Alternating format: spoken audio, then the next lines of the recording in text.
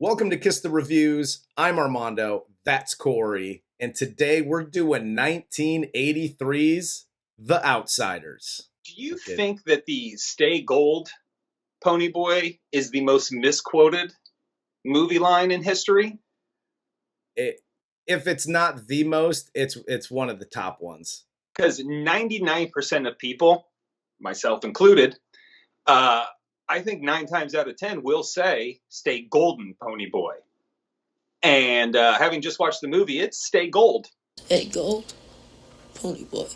There's nothing like starting your morning realizing that you've been a fucking idiot to a large group of people for a very long time. I might as well just be being like, irregardless, Stay Golden Ponyboy. For 3 decades. Dude. For almost 4. Embarrassing. Well, before we get into all of this, if you want to follow me or Corey on Twitter, you can follow me at Junior D's. You can follow Corey at Idle Poncho. I will, before we get into the cast, let everybody know The Outsiders was a PayPal request, so we are fulfilling said request, and we got a couple up on deck. This film is, and you might want to forward this another 5 minutes because this cast is star-studded. So this film stars C. Thomas Howell as Ponyboy Curtis, Matt Dillon, Corey, as Dallas Winston, Ralph Macchio as Johnny Cade, Patrick Swayze, the Schwayze, as Darryl Curtis, Rob Lowe as SodaPop Curtis, Emilio Estevez as 2-Bit Matthews, Tom Cruise as Steve Randle, Diane Lane as Cherry Valance, Leif Garrett as Bob Sheldon, and Dareen Dalton, yes, also the punk bitch from Red Dawn, he is Randy Anderson. Everybody does a really good job in this movie. 2 things I noticed up front was, 1, the Schwayze has always looked glorious, and 2, Tom Cruise, I'm pretty sure, was born jacked as fuck. I'll say this. Everybody wants to defer to Brad Pitt as like, oh, 2 angels had sex, and this is what the product was. Yeah. Patrick Swayze, if not 1B, is 1. Dude was immaculate from a very young... Like, I'm pretty sure him and Tom Cruise both had 6-packs at like 10 years old. Oh, 100%. Like, that was high-protein breast milk. Because they were shredded, and it was amazing. They made me question some things about myself. I'm like, am I 42 and just realizing I'm gay? Is that what the whole problem has been this whole time? Because those 2 dudes can get it. I'll tell you this. It made me question a few other things, like, does anybody use napkins while eating in this movie? Because they are all like man babies in this. What are you, like Soch? Only Soches use napkins. And utensils, apparently. That's right. How do you think you get hair grease? You wipe your hands with all the shit they're eating on your jeans. You wake up the next morning, scoop it up, put it in your hair. You're ready to rumble. They put chocolate cake. It's not grease. It's chocolate cake icing in their hair. That's right. So this film opens with Ponyboy Curtis sitting at his desk in his room, writing as he narrates the opening to this movie. We then see Dallas, Johnny, and Ponyboy walking through town. And I'm pretty sure we also witness a hate crime in the parking lot here at the beginning. Oh, 100%. Yes. And we also see Dally terrorizing local kids just because. Like, this whole opening from them walking through town all the way through the entire drive-in scene is just a glimpse into how much of a dick Dallas is. Oh, yeah. Dallas is pretty much a piece of shit, which makes me kind of laugh at his crocodile tears at the end. I mean, I know they're not, but it's like kind of like, fuck you, tough guy. Like, nobody gives a shit about you because you didn't allow anybody to. But anyway, we'll get to that. Yeah, absolutely. So Dallas, Johnny, and Ponyboy get to the drive-in movie. They sit in the bleachers. Cherry gets into a fight with Bob, played by Leif Garrett, and leaves his car. She goes and sits in front of the greasers with her friend Marcia. Now, I'll say this, and I'll break from this. In this movie, and I know we said, oh, star-studded cast, Leif Garrett in this movie was the biggest star at that time in 1983. Yes. Like, he was the biggest name. And a quick, like, little, I'll have a couple of these, like, little trivia moments throughout, because I loved this book as a kid. Like, this was one of my favorite movies, still is. I enjoy watching this movie. But the cover of all of them laughing, like the cover of the movie, that was supposed to be like a serious shot. And apparently Ralph Macchio was ripping on Leif Garrett during the shoot, and they used that picture of everybody laughing at Leif Garrett for the cover of this movie, because he said something like he was at like the craft services table or whatever, and Ralph Macchio said something to the effect of like, "Hey Leif, why don't you put that food down? That's for all the actors." Oh shit. So, and there now you have the cover of the Outsiders movie. But Dallas here tries to hit on Cherry, but it's 1965 Oklahoma, so it gets a little sexual assaulty. Hi, kids. Uncle Corey here. Should you ever fancy yourself witty and, in particular, trying to flirt with a redheaded girl, don't ask her if the carpets match the drapes. A, she's heard it, and B, that's fucking nasty. Ain't nobody trying to show you anything after that. Like, there are better ways to find that answer. And I said redheaded women specifically, but just for all women. Yeah. Don't ask about the color of their pussy hair. Yeah, it's not a good look. It's not a good look. Cherry here finally tells him to shut the fuck up. And when Dallas reaches for her and starts to, actually physically try to assault her now, Johnny stops him. And Dallas gets pissed off and he storms off into the night because, what, I can't rape people? Like, I don't get his Just misunderstood. Nobody loves me and I can't rape anybody? Gosh! Yeah. Dude, and this whole drive-in scene it's just like, let's film sexual assault for 3 minutes. Like that's what it was, because you have 2-Bit flipping the girl's dress up. You got Dallas sexually assaulting Cherry here. It's just like, apparently this is what 1965 Oklahoma was all about. Yeah, it's just like, here's what I don't get or what I guess sucks is, Cherry leaves the car because Bob is drunk and he's trying to grope her. So I don't know if he's trying to grope her or trying to get her to drink with him, because he says something. And again, the camera's just panning by, and he says something like, "Oh, just try it. It's, blah, blah, blah." Like, I don't know if it's like, just try it, like touch my pee-pee, or just try it like this drink that I'm having. I don't know. Right. I took it as a touch my pee-pee thing, because that's what all the boys used to say to me when we went to the drive-in. It's like, just fucking try it. And I was like, no, you just promised me a free movie. This is bullshit. But I kept my virtue. It's fine. It's fine. He barely made it in there, so I'm fine. Good for you. But my point being is, Cherry basically leaves one shitty situation for an even worse situation. And it's like, you have the greasers, you have the socias, and nobody likes women. Yes. Is kind of the message here. Like, if you're a girl and like Oklahoma in this time, it's just basically like, you're going to get raped. Hope you don't get pregnant. Squeeze a Tylenol between your legs to prevent that. And then like, maybe you can make it out of Rapeville to a place without alcoholism as your only salvation. Pony and Cherry go to the concession stand, and while waiting in line, they start having their talks about, their respective friends. And, Pony talks about how the greasers are poor, and Cherry comes back with like a really shitty comeback. Like, oh yeah, I mean, I know we're rich, but we have our own problems. And, the greasers couldn't even imagine the problems that we have. I'm like, yeah, I know. Everybody apparently drives a fucking Mustang. Those are good problems to have. Yeah. Nobody understands our problems. Like, no, we get it, but also kind of go fuck yourself.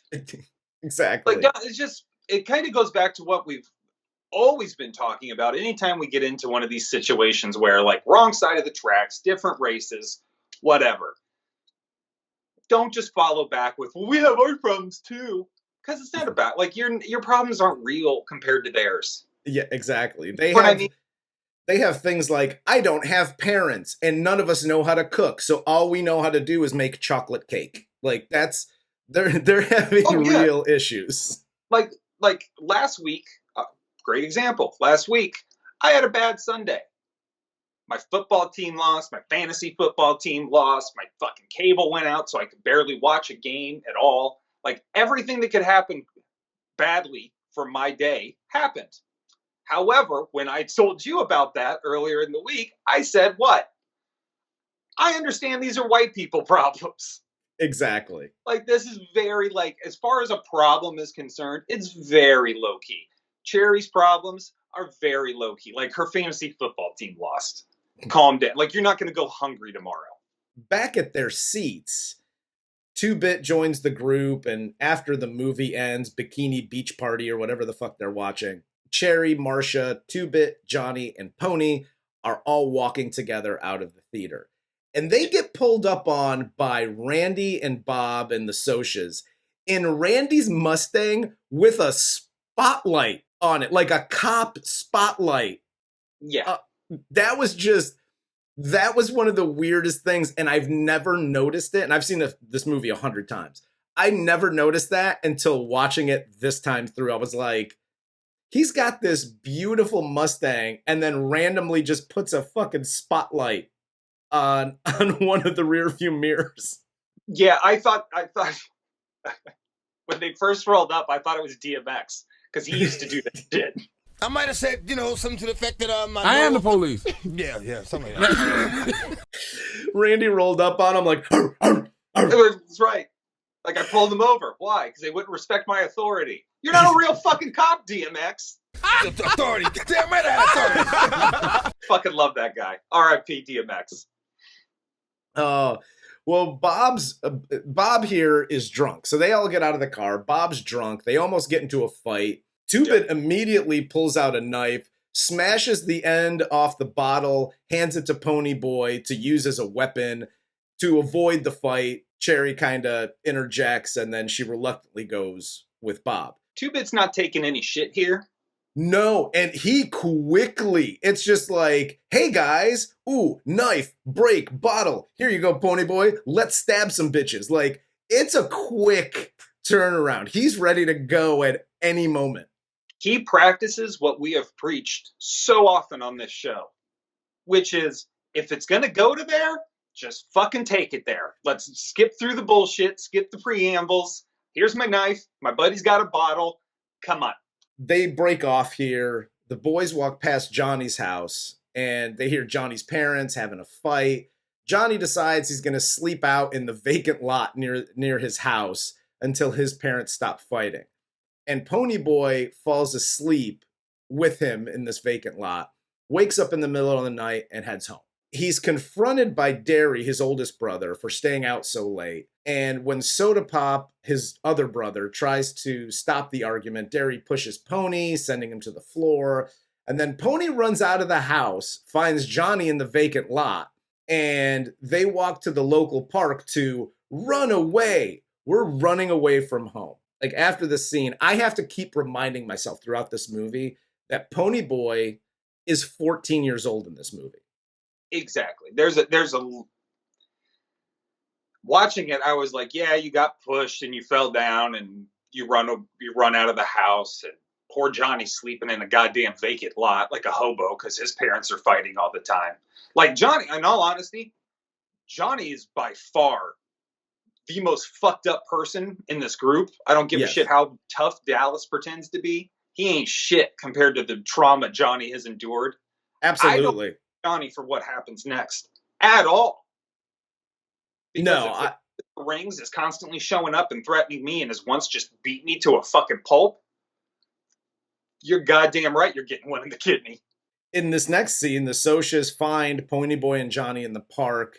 They mock Ponyboy and Johnny for being greasers. And then Ponyboy throws an insult back, spits on them, and then tries to run. His whole plan of attack or retreat here was really poor either way. No, it really was. And in this situation, I'm going to go ahead and do it. Don't do that. Hi, everybody. If you're in a situation where you get pulled up on, and I don't care how old you are, if you're 14 or 44, if you get pulled up on and there's like 5 dudes that get out of a car and it's you and another dude and you know you both can't fight, don't do this. Don't let them just, first of all, just try to walk away if you can. If you can't, just stay, because it doesn't look like anything bad's really going to happen. They're going to sit and they're going to throw some words back at each other. And definitely don't spit on one of them, because you're going to get a 5-on-2 and you're going to get your ass kicked. Or in this case, drown in the fountain, because you're not running away from these guys. You're 3 feet away. That's not enough of a head start. No, that's not a head start. And especially considering you guys are chain smoking like fucking animals. You're not running fucking 30 feet before you are out of breath. Are you out of your fucking minds? And here's a quick tip for the Socias, I guess, PSA. Hi, Socias. Uncle Corey here. If you feel like you are being emasculated whilst drunk, don't fucking drown people. That's insane.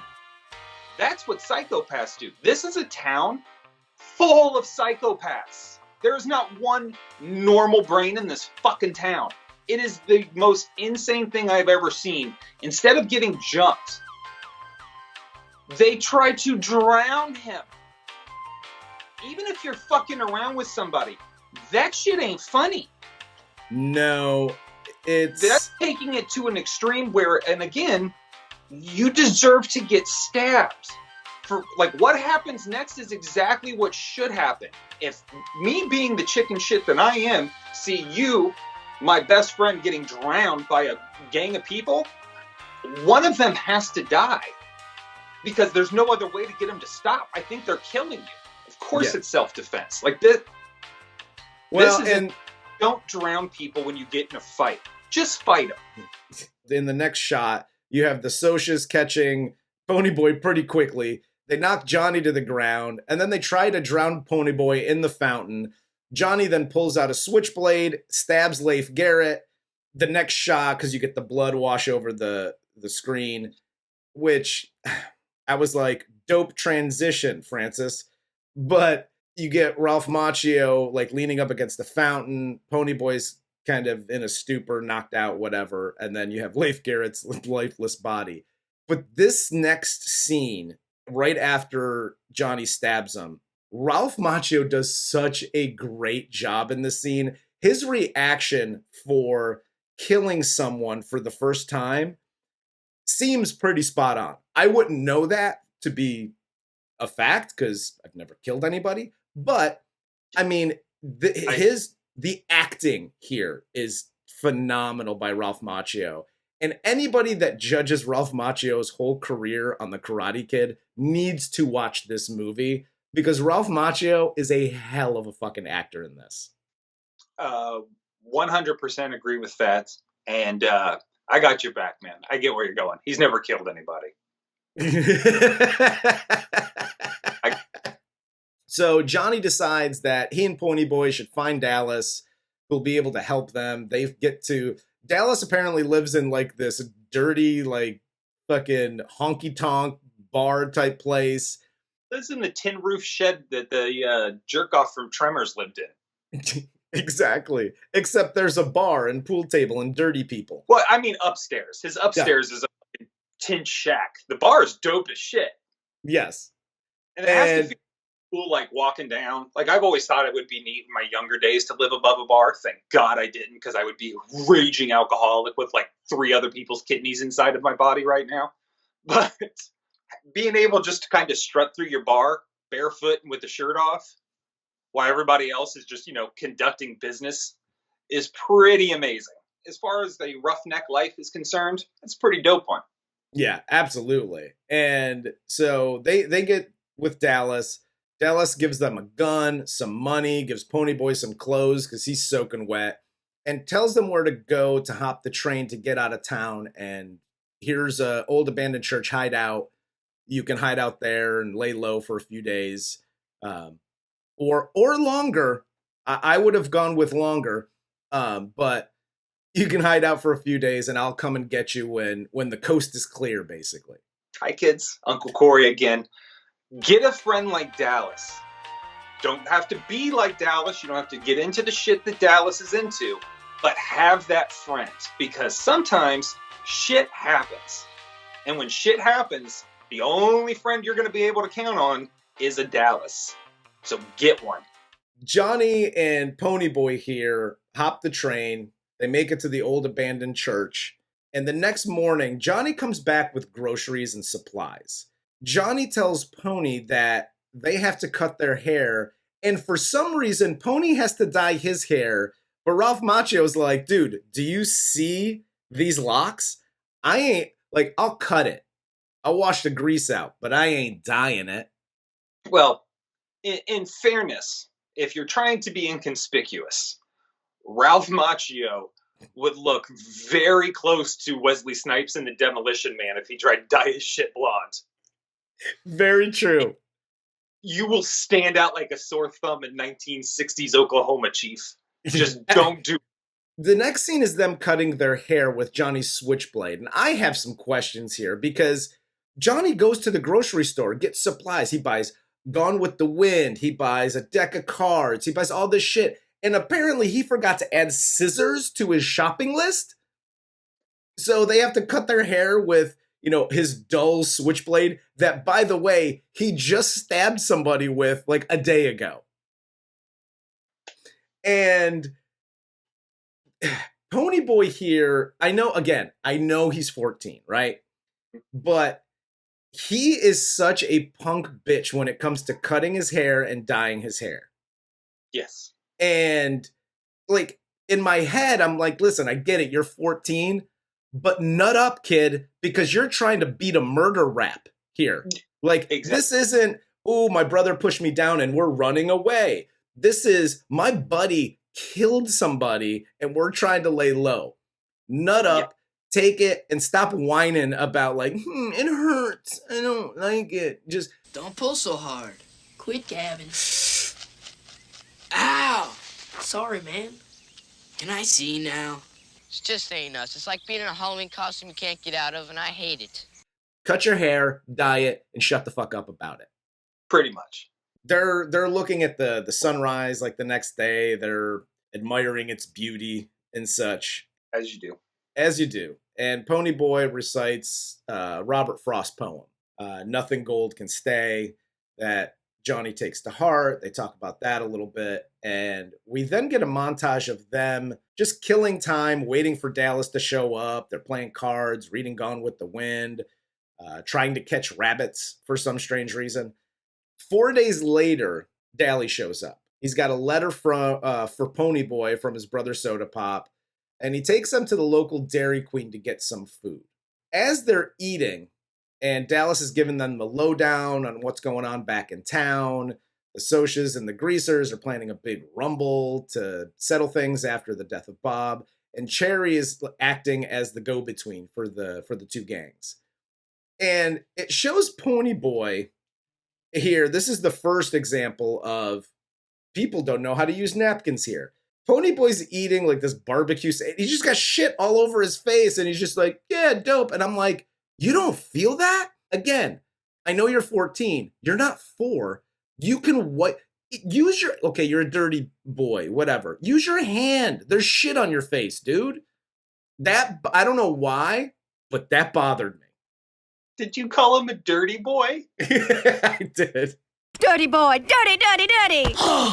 He's 14, man. Take it down a notch. I know. Dude, I'm telling you. I had to. Would you leave your priest collar in the closet today? I had to keep reminding myself that he was 14 through this. They get back to the church where they're apparently having a school field trip. Like, hey kids, let's go to this creepy abandoned church to learn about God and stuff. Like, I don't understand what the fuck is going on in this whole thing, but they see the church is on fire. Upon hearing that there's kids inside, Ponyboy jumps into action. Johnny follows close behind. Dallas is obviously the douche in this particular moment, saying, let the kids burn to death. Johnny's fucking poor cigarette habit and falling asleep with the cigarette in his fucking hand like he's Mac's mom probably wasn't a great idea in an old wooden church or any old wooden building for that matter. Yeah. Maybe don't have flammables just willy-nilly around there. Yeah, you probably shouldn't, because that just looks like old, dry wood. This is what kind of made me laugh, like, going through this is they keep getting called a hero, and they're all like, yeah, that's tough. That's tough. You started the fire you saved everybody from. I'm pretty sure that makes you more of an arsonist than anything, but whatever. You're paralyzed and burnt up, so we'll forget that happened. They go into the church. They save the kids. Johnny gets trapped. He gets burned badly. And as the church collapses, Dally jumps in to save Johnny. They get taken by ambulance to like their hometown hospital. Ponyboy is reunited with Darry and SodaPop at the hospital here. And they take him home. Like his brothers take him home. And he doesn't go to juvie. Earlier, when he's out sleeping in the, I don't know, in a fucking car lot or wherever the hell, some vacant lot that is by the house, Darry gets pissed. Like, where the fuck have you been? Yeah. And if you're out doing shit and you get caught, they're going to send you guys to you know, the boys' home or whatever the fuck he says. You just got caught up in a fucking murder rap. And they just willy-nilly, like, I know you didn't kill Bob. However, you're aiding and abetting. There's no repercussions for this. Why? Because Cherry's like, yeah, Bob deserved it. Well, yeah, that's the weirdest thing to me is they just completely skip it. Like, they're wanted. Their fucking faces were, like, in the papers for being wanted. And then it's like, well, they saved everybody from the fire. All's fair in love and war. I guess we'll just arrest Johnny when he wakes up, if he wakes up. Like, I just, that was the one thing that bothered me is like the police involvement here was not, it's just like they forgot all about that. It was like, the kids will settle it for themselves in the rumble. It's fine. But the next morning, some of the other greasers come over, and I'm starting to see a trend here with the whole man, baby, I don't clean my face, because Steve, played by Tom Cruise, just eats a huge chunk of cake. And again, no napkin. He got shit in his teeth. It's all over his face. He's not 14. And this son of a bitch, use your sleeve. Dude. He had no sleeves. Did you see those guns out? All he had was 2 guns. That's true. That's a great point. Chocolate cake icing on a gun. Ponyboy and Two-Bit here head over to the hospital to see Johnny and Dallas. And they get stopped by the Socs and Randy and his Spotlight Mustang. And Randy wants to speak with Ponyboy. And here he just rambles incoherently about greasers and Socs and how nothing's going to change after the Rumble. And I don't know, his thoughts on life and whatever. Dope story, bro. And that's basically what Ponyboy does. He's like, cool story, Randy. Let me get out of here. Yeah, like, it's cool that you've come to that conclusion and you've kind of woken up to the realization that, you know, oh, you're people too. That's cool. You know, nice to see you, fellow human being. But at the same time, we're still about to rumble. And instead of just, you know, using your influence as the lead car with the flashlight or the like, you should be able to, I don't know, take your side and be like, all right, guys, we're not doing this shit. Like, it's just kind of done. Like, use your influence to stop it instead of just being like, nothing's going to change. I'm going to the store and buying black lipstick and nail polish, and I'm a goth kid now. Fuck you, life. It's like, that's cool, Randy, but you could do something too. You know what I mean? Like, you're just pouting about it. And after this, 2-Bit and Pony get to the hospital. Johnny's in a bad way. He's got horrible burns on most of his body, and he's in traction. They then go to Dallas, who, outside of like a Band-Aid on his arm, is pretty fucking fine. He's too cool for school, even in the hospital, which it's just like, dude, sometimes that whole shtick, nobody fucking cares. Like in a hospital, nobody cares how tough you are. Yeah. You don't win an award there. But we do get to see Matt Dillon in his tighty whities here, so there's a positive. They're in Dallas's room. He wants to be a part of the Rumble. Asks 2-Bit for the knife, and this is where we get the "Let's do it for Johnny" scene. Let's do it for Johnny. We'll do it for Johnny. Listen, again, I'm not talking about actors, and because they all do this way better than me, but it's Matt Dillon. It's a touch overacted. It is highly mockable. It deserves the mocking that it gets. I'll say that. And look, like you said, it's not against Matt Dillon. It's not against the movie. Everything about this is a classic. Yes. There's nothing wrong with this movie. That one particular scene, touch too hard in the paint, Matt. We then cut to the night of the Rumble. As the greasers prepare, Pony convinces Darry to let him fight. And the whole setup, I will say this, the whole setup leading to the Rumble is pretty awesome. Them heading over, like walking over, doing flips off of cars and shit. If I can tell you real quick, just interrupt you with a little story here. I was watching this morning, and I had a little malfunction with my headset between my phone and my laptop. So my phone started playing Last Time That I Checked by Nipsey Hussle while they're walking to the Rumble. That shit was amazing. Because I had no other sound but Nipsey.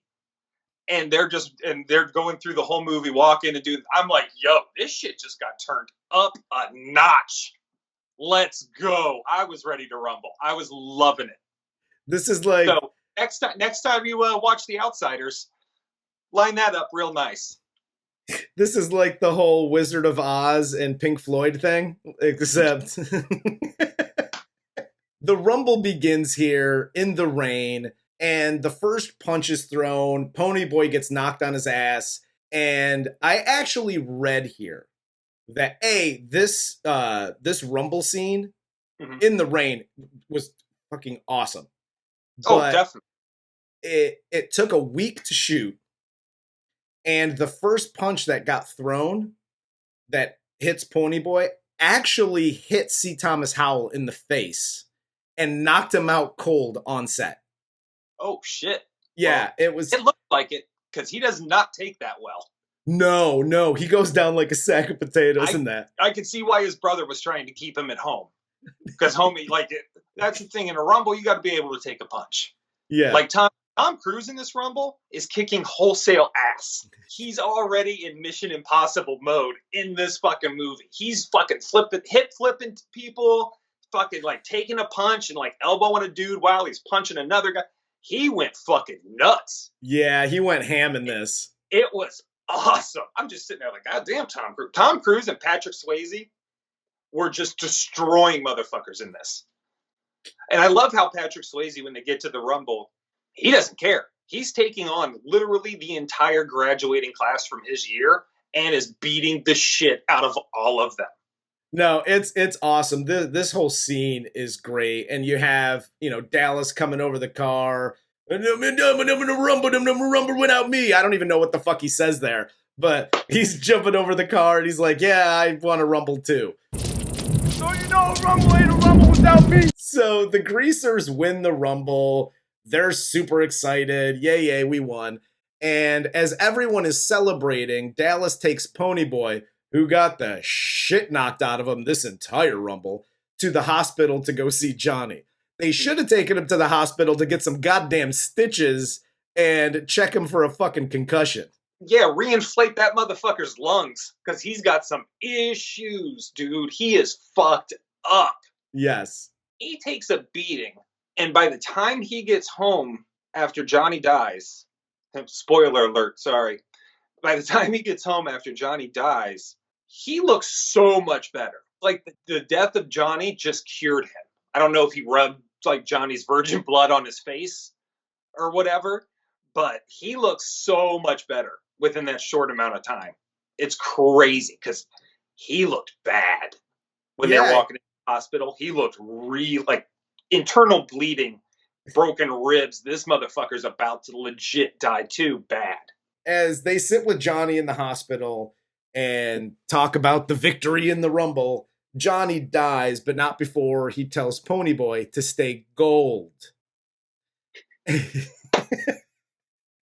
Dallas here loses his shit, pulls a gun on a doctor, and then disappears into the night. When Pony gets home, he tells his brother that Johnny died and that Dally might do something stupid because he lost his shit. Cut to Dally in the convenience store and robbing it because he's sad. Dude, quick draw over here. I don't know if that was editing or if they had like just the most magnificent gun draw person on the planet come to do this scene, because he yanks this fucking thing out and goes to work so fast. And this was my only and one beef with it was Dally gets shot, right? No glass is broken. There's nothing else that happens. Like you hear the gunshots and it's like, oh, that's a pop gun, because those bullets go nowhere. And Dally, I don't know if you've ever seen somebody like shot, but Dally's like sprinting like he's Usain Bolt. And when you take a slug in your chest or in the side, that shit ain't happening, cuz you're slowed down a lot. I don't care how scared you are or how much adrenaline's pumping through you. You're slowing down significantly. It was merely a flesh wound. Look, you stupid bastard, you've got no arms left. Yes, I have. Look, just a flesh wound. He calls Derry to tell them to meet him in the nearby park. Dallas gets tracked down by the cops. They open fire after he pulls out a gun and just mow him the fuck down in front of the rest of the greasers. Cops be copping. Cops be copping. And the movie ends as Ponyboy's in his room. He finds a letter that from Johnny in his Gone with the Wind book, and he reads it. And Pony finishes his writing, and the credits roll. Takeaways from this movie. Still a great movie. Francis Ford Coppola did an awesome job. Yes. And interestingly enough, like this was one of the movies that I really wanted to kind of deep dive into. Normally I don't do research because I watch the movie, I react to the movie, and that's it. Whatever, nerd. Yeah, my name's Armando. I research The Outsider. But I found a couple of really interesting like tidbits about this. Like first, Francis Ford Coppola had like a class, because it's dedicated at the end. A class sent him the book, said, oh, you should do this movie. So he decided to do it. The person that's listed as the writer of the screenplay for this movie didn't write the screenplay. I think it's a woman. I'm not sure. But the woman that wrote the screenplay gave it to Ford Coppola, and he was like, I don't like this script. He threw it away, wrote his own, and that's what the movie is. It's Coppola's screenplay. But because the something weird with the Writers Guild, he couldn't be listed as the writer of the screenplay. So the original writer of the screenplay is still listed there. I thought that was interesting. And I think I liked this movie because it was so closely aligned with the book. And I actually found out during this that Essie Hinton was on the set for this whole movie. She actually plays one of the nurses in the hospital. She had a lot to do with the movie. And if you get a chance, for anybody out there that hasn't seen it or wants to watch it again, the version that I watched is the 1.5-hour version. Mm-hmm. The studio cut out all of the stuff that made it just like the book. Right. So there's another version called the complete novel version of this book, which is the entire original cut of For Coppola's film, which apparently aligns with the movie. I bought it. I haven't watched it yet, but it only adds another 30 minutes to the film, so it's like 2 hours. But if you get a chance, rent that version, because it's, from what I've read, it's a much better version. Yeah, that's really cool. I didn't know that existed. I thought the same thing, though, when this movie was done, because I remember this book. This is one of those books for me. Like, I read it, I think, the first time in 6th grade, and I've reread it a few times. It's always stuck with me because it's a good, fast read. And I remember when this movie ended today, I was blown away with how aligned it was, because we talked about movies like Less Than Zero, Rules of Attraction, another book written by the same dude, but like Blade Runner, all these movies that have been made, that have been books beforehand, that just come out so bad, and the authors want to distance themselves so desperately from the movies because it is not a representation of what they created. Yep. That's not there with this. If you are a fan of the book, you are a fan of the movie. If you are a fan of this movie, you will be a fan of the book. Like, they are hand in hand. Yep. It's fantastic. It was such a good movie for all of these young actors to be in. They crushed it. I mean, literally, Dillon has the one scene that's just a little like, ugh. And that means nothing for the rest of the movie. Nothing. But but Dillon. Just to throw a bone to Matt Dillon, Kevin Dillon, any of the Dillons out there, he does a phenomenal job when he's starting to lose his mind. And he's running from the hospital, pointing the gun at the doctor, and like, why do you bother helping people? He goes to the convenience store. All of that, he is phenomenal. And he had to be, because it's just him in those scenes. He's the only one really with any dialogue. He's the only one that's really doing any kind of acting. Everybody else is just in the background and kind of blurry. So he was phenomenal there. It's just that one fucking do it for Johnny scene that kind of sucks. Yeah, I mean, but at the end of the day, it's literally the most quoted line. Oh. Mocking or not, it's one of the most quoted lines in 100%. Film history. Yep. 100% easily the most quoted from this movie. One of the most quoted of all time. And look, dude, this movie, it's just a good, solid movie. And it doesn't disappoint, no matter who you're a fan of. Even if you're an idiot and you like to hear Emilio Estevez laugh, this movie doesn't disappoint. Funny. This movie is paced so well. It's an hour and a half, and it flies by. Like, no, it does. And if our ultimate question here is, does it stand the test of time? And the answer to that is a very easy yes, because wealth inequality is absolutely a thing we're still going through today. It's constantly being talked about. And what's ironic about it is everybody who's ever seen this or read the book loves the greasers. But in real life, they'd be like, go get a job, greaser. I took our job! Yeah! Everything, like even Randy's rambling about it being useless. He's 100% right. Johnny echoes it, Johnny echoes it at the end. It doesn't change anything. It doesn't mean anything. And they're right. It meant nothing. At the end of the day, they're all waking up in the exact same situation they were. Yep, just a little sore. That's about it. Yep. But that arthritis is going to suck in about 20 years, boys. Your knuckles are going to hurt like shit. Exactly. But that's all I got for this. Do you have anything else? I do not. It's great. Great movie. And I lied. I do have something else. Oh, come on! Actually, I wanted to say a couple things. One, I want to reiterate, get your PayPal requests in, because we're pretty much just doing PayPal requests from here on out, it seems like, at this point. So until that well dries up, get your PayPal requests in as soon as possible. Is the most fast, easiest way to ensure that we get to your requests and get it done as soon as possible. Second, I wanted to say thank you. Subscribers have been going nuts. views have gone nuts. Comments are awesome and have gone nuts. So I just want to say thank you very much, sincerely. You guys have been incredible in getting the show out there to other people, because we don't do it.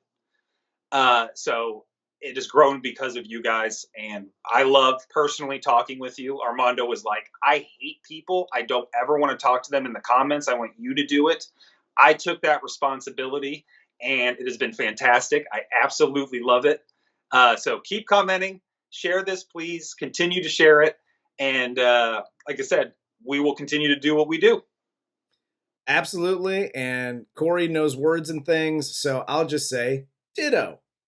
But with that, this is Kiss the Reviews, and this was 1983's The Outsiders. Stupid Johnny. We'll do it for Johnny.